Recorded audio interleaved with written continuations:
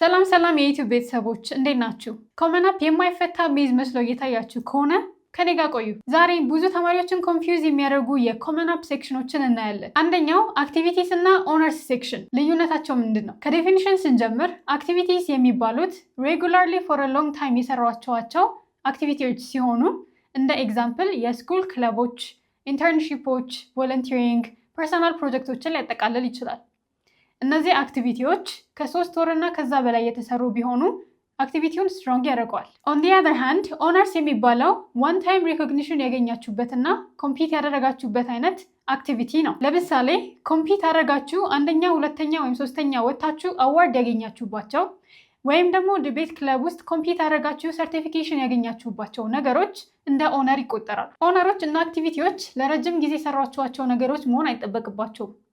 አንድ ጊዜ ተሳትፏችሁ አዋርድ ወይም ሰርቲፊኬት ካገኛችሁ ይበቃል። አንድ ተማሪዎችን ኮንፊውዝ ሊያደርግ የሚችል ሲቹዌሽን አክቲቪቲዎቻችሁ ውስጥ አዋርድ ካገኛችሁ ምን ውስጥ ነው የሚገባው የሚለው ነው። እንደዚህ አይነት ሲቹዌሽን ማድረግ ያለባችሁ አክቲቪቲውን አክቲቪቲ ሴክሽን ላይ በማስገባት ነገር ግን አዋርዱን ስፔሲፊክሊ ኦነርስ ውስጥ ማስገባት ትችላላችሁ። ሁለተኛ ከኦነርስ እና አክቲቪቲ ሴክሽን ሳንወጣ ብዙ ተማሪዎች የሚጠይቁት 10 የተሰጡንን ስሎቶች እንዴት እንደርድራቸው የሚለው ነው። ኮመን አፕ ላይ አክቲቪቲ ሴክሽናችሁን ስታስቀምጡ 10 ስሎቶችን ማስቀመጥ ያለባችሁ ከስትሮንግ ወደ ዊክ ያላችሁን አክቲቪቲ ነው። ነገር ግን ስትሮንግ አክቲቪቲ ምንድን ነው ብላችሁ ከተጠየቃችሁ አንደኛ ኢምፓክት ማለትም ምን ያህል ኢምፓክትፉል የሆነ አክቲቪቲ ነው የሚለው፣ ሁለተኛ ምን ያህል ጊዜ እንደሰራችሁበት፣ ሶስተኛ ደግሞ ፖዚሽናችሁ ምንድን ነው ሊደርሺፕ ነው ወይስ ፓርቲሲፓንት ናችሁ የሚለውን ነው። የመጀመሪያዎቹ 3 ስሎቶች ላይ መቀመጥ ያለበት አክቲቪቲ በ3 ነገሮች ጠንካራ መሆን አለበት። አንደኛ ፖዚሽን፣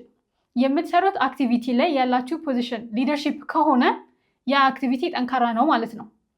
ሁለተኛ ምን ያህል ጊዜ እንደሰራችሁበት፣ ከ3 ወር ወይም ደግሞ ከዛ በላይ የሰራችሁባቸው አክቲቪቲዎች ጠንካራ ስለሆኑ እነሱም ወደ ላይ መቀመጥ ይችላሉ። ሶስተኛ የአክቲቪቲው ኢምፓክት፣ የሰራችሁት አክቲቪቲ ለኮሚኒቲው ሃይ ኢምፓክት የሰጠ ከሆነ ስትሮንግ ነው ማለት ነው። ሶስተኛ ብዙ ተማሪዎች ስለ ኮመን አፕ የሚጠይቁት ነገር ስለ ሬኮመንደሮች ነው። ጥያቄያችሁም ሬኮመንዴሽን ሌተሬን ማን ይጻፍልኝ የሚለውና ምን ያህል አስተማሪዎች መጻፍ አለባቸው የሚለው ነው። ማን ይጻፍ የሚለው ለመመለስ ሬኮመንደራችሁ እናንተን የሚያውቃቸው ሬኮመንደር ማለትም ከ1 ዓመት በላይ የሚያውቃቸው አስተማሪ ቢሆን ይመረጣል። ሁለተኛው ሃው መኒ ሬኮመንደርስ የሚለው ጥያቄ ብዙ የአሜሪካና የካናዳ ዩኒቨርሲቲዎች 2 የቲቸር ሬኮመንደር እና 1 ካውንስለር ወይም እንደ ካውንስለር የሚያገለግል የስኩል ኦፊሻል መሆን ይችላል። አራተኛ ብዙ ተማሪዎች የሚጠይቁት የኮመን አፕ ሴክሽን ግሬዲንግ እንዴት መግባት አለበት የሚለው ነው። ብዙ የአሜሪካ ዩኒቨርሲቲዎች ሪኳርመንታቸውን ሲያስቀምጡ በጂፒኤ ሲስተም ያስቀምጣሉ።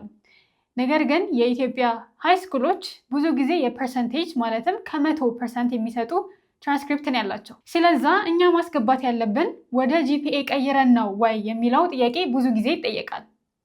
መልሱም ትምህርት ቤታችሁ የሚያስቀምጠውን ስኬል ከ100% ከሆነ በዛውኑ ነው ማስገባት ያለባችሁ። ያም ማለት ከየትኛውም ስኬል ወደ ሌላኛው ስኬል መቀየር አይጠበቅባችሁ ማለት ነው። አምስተኛው ኮመን አፕ ሪሌትድ የሆነ ብዙ ተማሪዎች የሚጠይቁት ነገር ሜጀር ማስገባት ወይስ አንዲሳይድድ ሆኖ አፕላይ ማድረግ የሚለው ነው። ለዚህም ጥያቄ መልሱ አፕላይ ስታደርጉ ሜጀራችሁን እርግጠኛ ካልሆናችሁ አንዲሳይድድ ብላችሁ አፕላይ ማድረጋችሁ አፌክት አያደርጋችሁ። በተለይም ሬስት ኦፍ ዩር አፕሊኬሽን ኤክስትራ ካሪኩላር አክቲቪቲን ጨምሮ ኢንተንድድ ሜጀራችሁን ሰፖርት የሚያደርግ ካልሆነ በአንዲሳይድድ አፕላይ ብታደርጉ ይመረጣል። ነገር ግን እዚህ ጋር ልብ ማለት ያለባችሁ አንዳንድ ዩኒቨርሲቲዎች አክሰፕት ሲያደርጉ በዲፓርትመንት ስለሆነ አፕላይ የምታደርጉበት ሜጀር አክሰፕታንስ ሬታችሁን አፌክት ሊያደርገው ይችላል። ስድስተኛ ኮመን አፕ ላይ ያለውን አፕሊኬሽን ፊ እንዴት ነው ሳልከፍል አፕላይ ማድረግ የምችለው የሚለውን ነው። ኮመን አፕ በራሱ የያዘ የፊ ዌቨር ሲስተም ሲኖረው ብዙ የኢትዮጵያን ተማሪዎች የመጨረሻውን የኮመን አፕ ፊ ዌቨር ክራይቴሪያ ማለትም